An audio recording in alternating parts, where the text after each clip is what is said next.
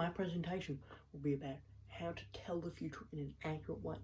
Now, think about how long people have been trying to figure out the future.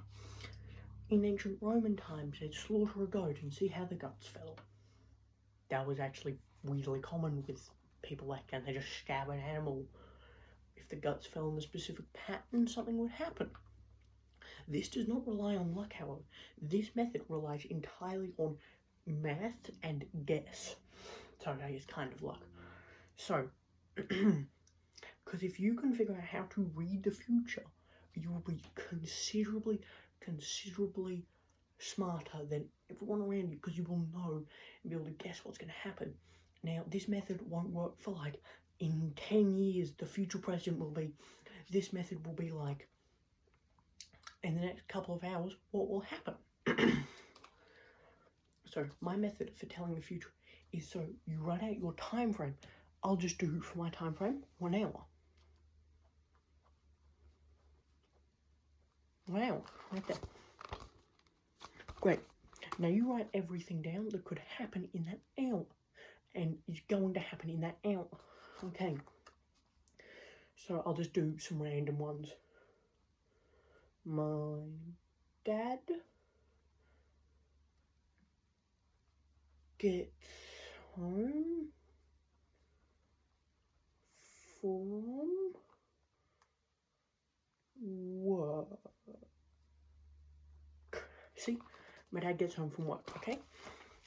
Great, and then underneath, and then you'd write underneath that all the things that would need to happen for this to happen. So I've got my time frame right here.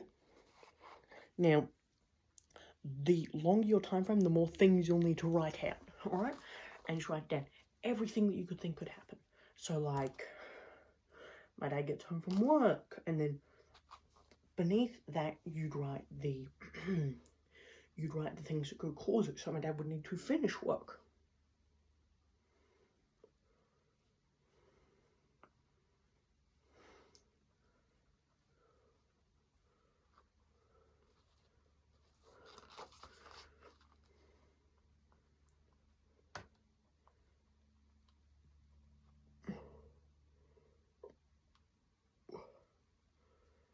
Work. But okay, he would need to finish work. But then what does he need to do to finish work? He either needs to clock off or get everything that he had on done. So he either needs to clock off,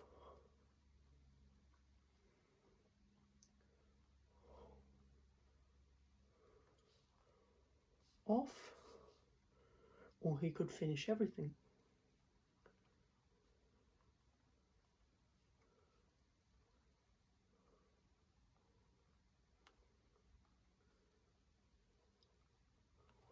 Now, okay, and then for him to get home, you write down, okay, so after he's clocked off, then my dad gets home from work, so he would need to finish his work, which means and then he could clock off or do something like that, and then he'd come home. Now, what are things that could happen on the way from him coming home that could slow him down? He could get in a car accident. He could end up like, he could end up in a car crash. The lights might not be in his favour. Someone in front of him might end up in a car crash. And it might slow him down. Or work could have gone for longer.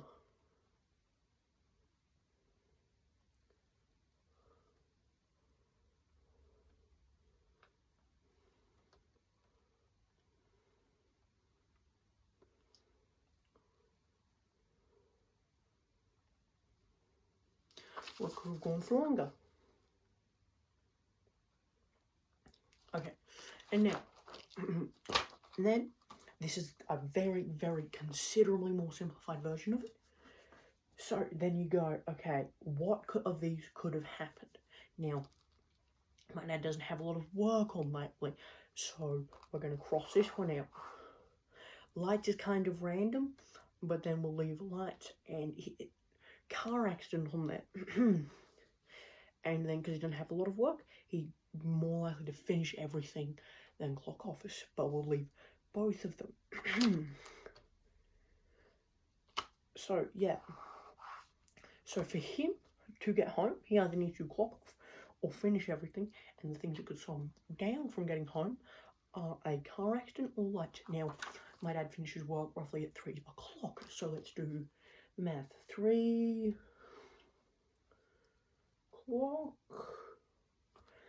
and then let's say he lives a 30-minute drive.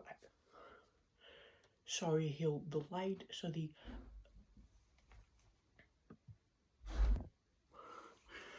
okay, so let's say that he'll get home around 3 o'clock, but if he finishes everything, at least he could finish everything 1 o'clock. 1 o'clock. So we have a range there, but then 3 o'clock, let's say, we'll do, so it's 1 to 4. 1 to 4, Dad could get home, my dad could get home from 1 to 4.